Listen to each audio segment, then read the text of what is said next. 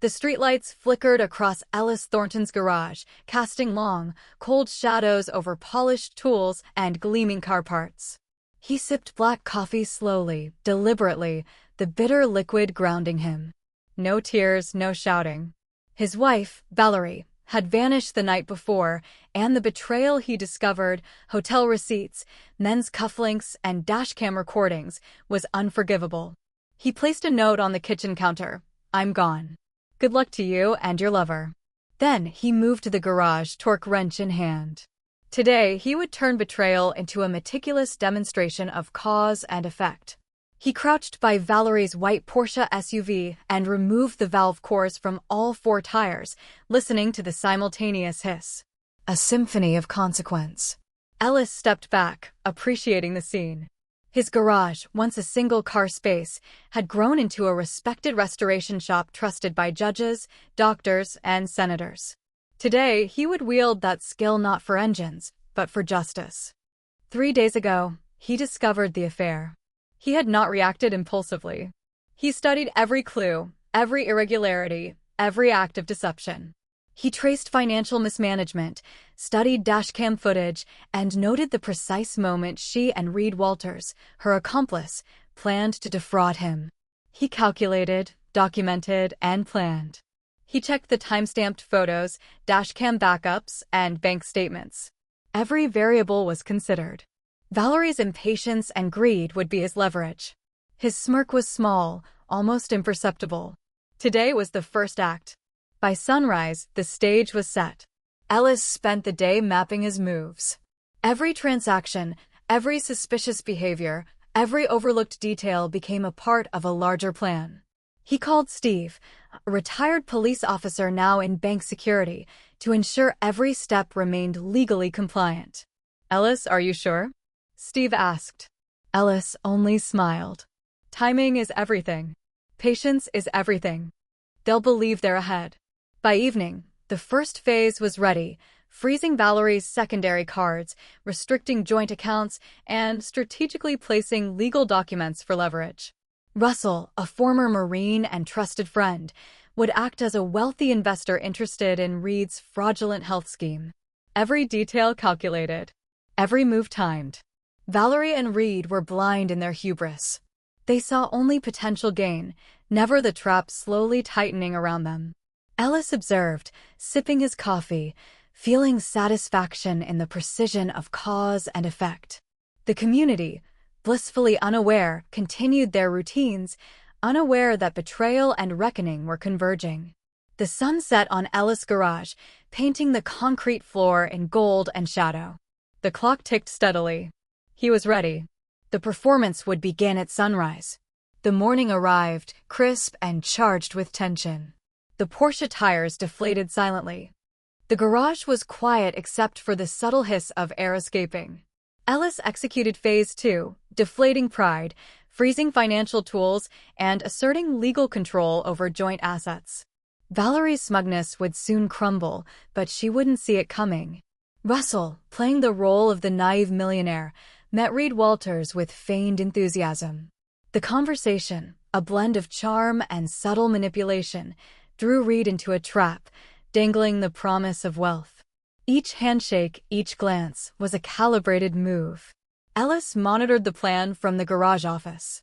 The unfolding events were satisfying in a chillingly controlled way.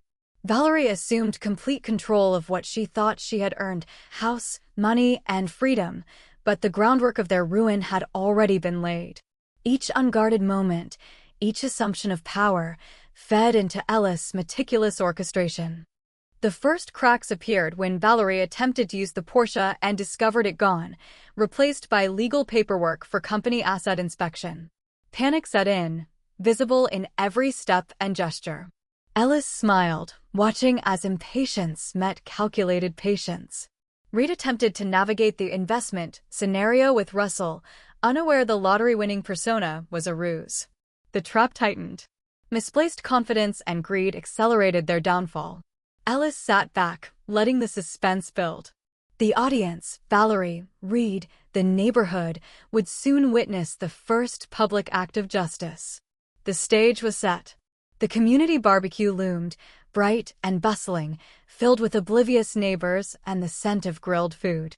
Valerie, as outgoing HOA chair, prepared to deliver her farewell speech, unaware of the trap behind the stage.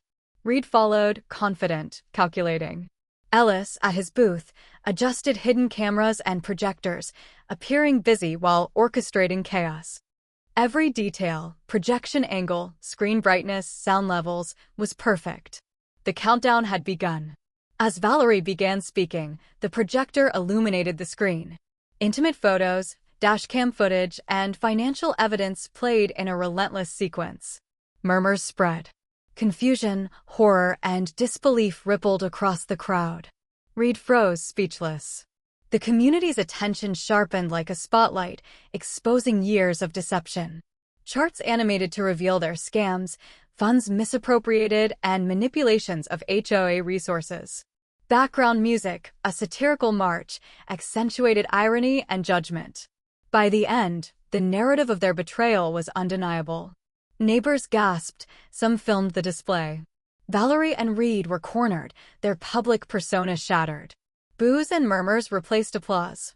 Social trust had been weaponized against them, all orchestrated by Ellis' meticulous preparation.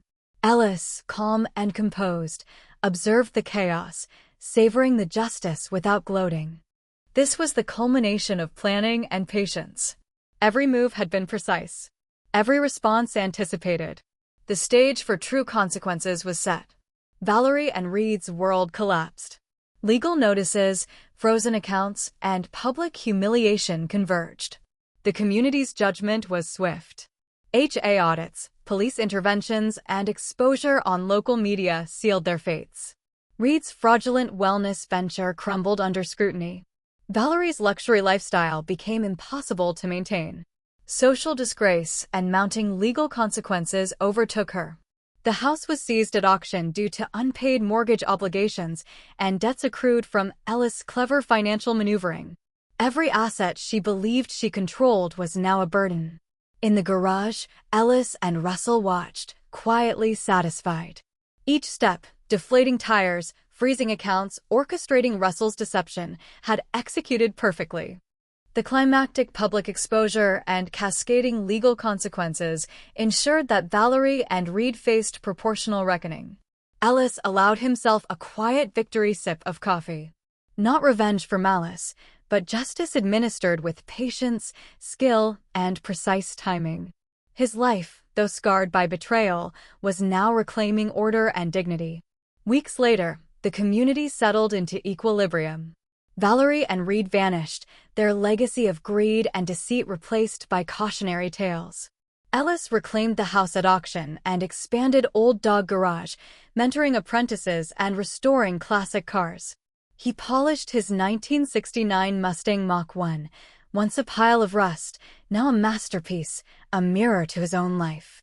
Restoration, not destruction, became the ultimate triumph.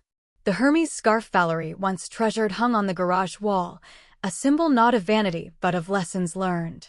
Ella's story spread quietly through the neighborhood, a testament to patience, skill, and moral precision. Justice, calculated and deliberate, had been served.